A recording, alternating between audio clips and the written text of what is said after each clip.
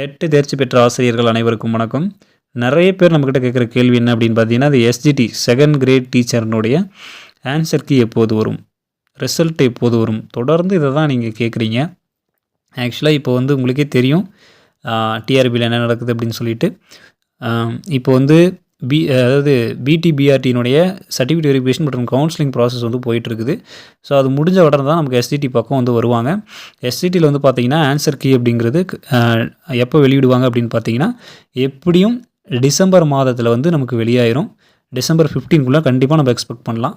December 15க்குள்ளே நமக்கு வந்துச்சுன்னா அடுத்து ஒரு மாதத்துலேயே நமக்கு ரிசல்ட் விட்டுருவாங்க. அதுக்கப்புறம் சர்டிஃபிகேட் வெரிஃபிகேஷன் வந்து ஓரிரு மாதங்களில் வந்து தொடங்கிடுவாங்க. ஸோ எத்தனையோ மாதங்கள் பொறுத்துட்டோம்.